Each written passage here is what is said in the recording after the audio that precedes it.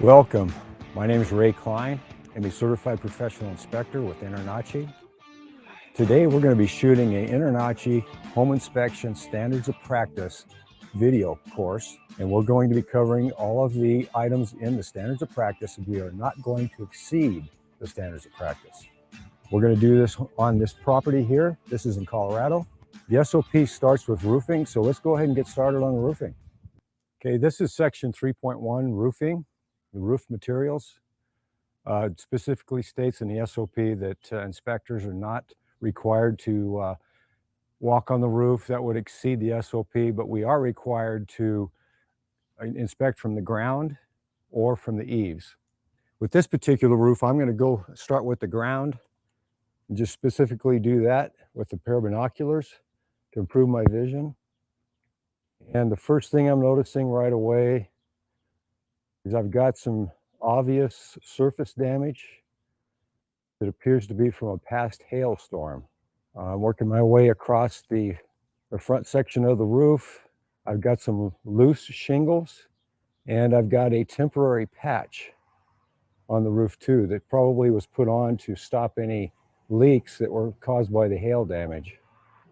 I'm also noticing some tree overhang to the roof, which I'll put that in my report too as a note to trim that back.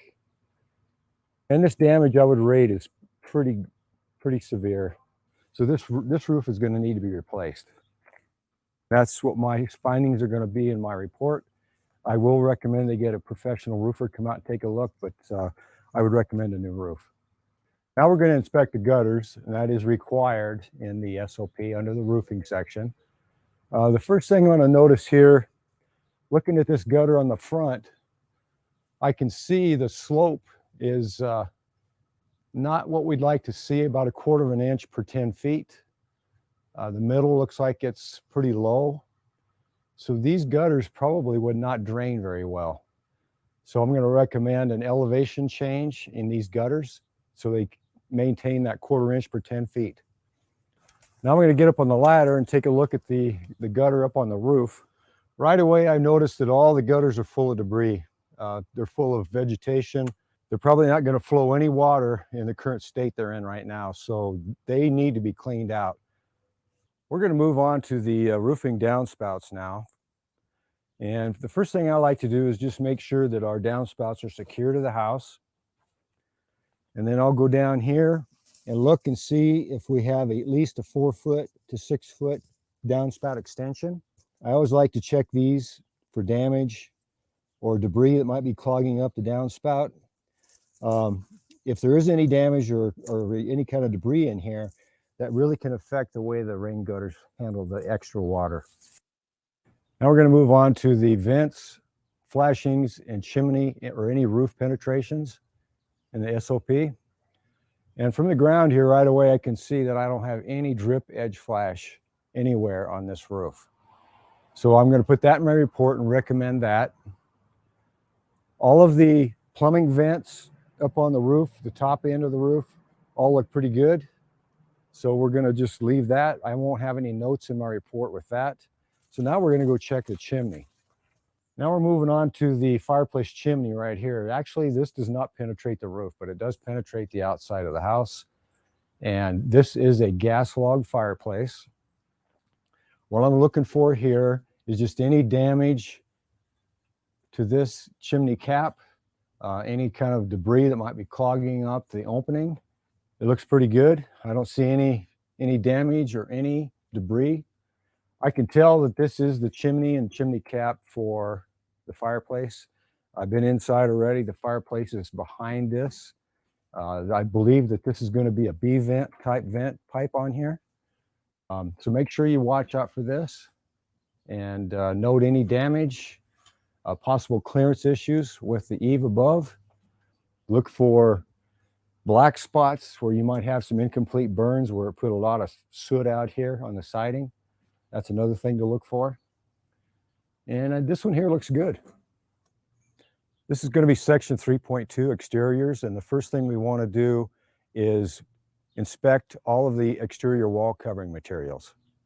I'm going to be taking photographs so I have a record of all of the exterior wall covering materials And I will pick up any defects too along the way that I see. So let's go ahead and get started here on the front of the house. Basically what I'm looking for is just to make sure all of the siding is tight. There's no underdriven nails or fasteners.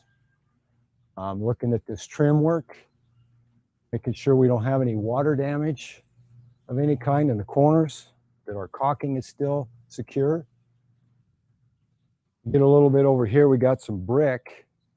We got some brick on the back of the porch here. Got some brick columns here. Brick columns are going to fall under our structural portion, so I'll get that later. But what I want to do is just come in here and look at the brick surface coverings. Look for cracks, any loose brick. Make sure you got your lintel across the door here to carry the weight of the upper brick.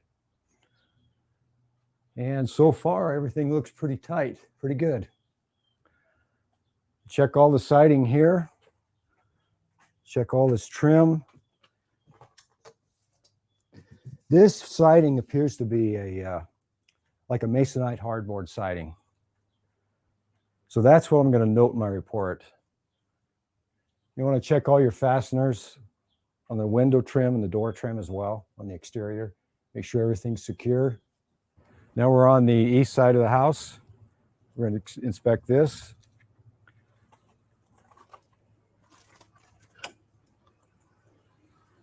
We've got a lot of, I don't know, little nails or something here that I'll probably note in the report that these get pulled out and sealed. We got some unused holes here as well. It's possible somebody had something hanging up here. Got a little bit of paint chipping here and peeling. I'll probably note that in my report. We're not really required to inspect or make any comments about any cosmetic damage. But in this case, not having this painted could actually hurt the siding. So I think that, we should at least note that for a paint touch-up.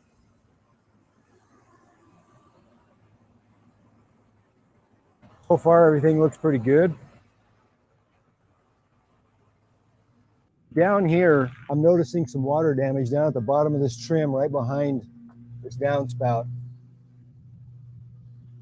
I'm going to go ahead and make a note of that in my report. You can actually see it here on the side as well. It actually looks like this trim piece is also loose. So I'm going to go ahead and note that too. Let's continue on. We're now on the north side of the property. And I can see we've got some deteriorating caulking and some missing. So we want to make a note about that in our report. We recommend that the exterior windows and doors get re-caulked around the edge. Got a little bit of water damage on that upper trim on the second floor. You can see that dark spot there on the corner. I'm going to have that in my report.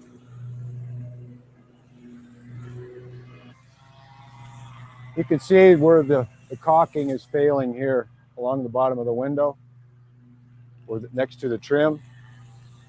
You want to get that addressed. Got a little siding damage here next to this electrical receptacle. I'll put a note in there for that. It's going to need some kind of repair to keep the water out of this electrical device. What I'm doing now is just checking some pretty common spots where you get some water damage. And one of them is usually this trim piece right below the patio door.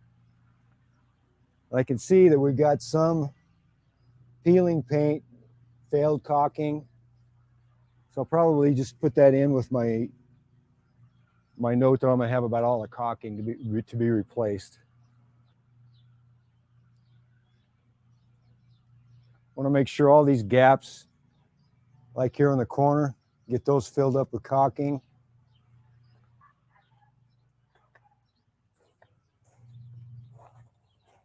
Got some more loose trim here. We'll want to get that taken care of. So far, what I'm finding is just some maintenance problems. Maybe some deferred maintenance, a little bit of water damage or weather damage.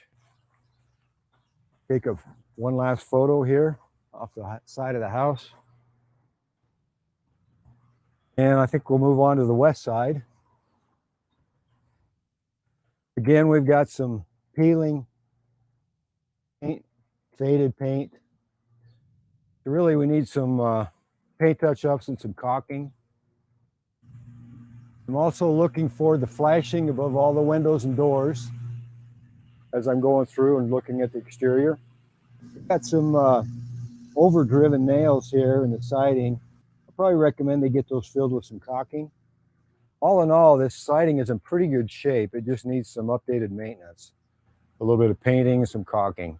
This concludes our exterior wall inspection. This is the exterior eaves, soffits, and fascia. So we're going to start up here in the front of the house.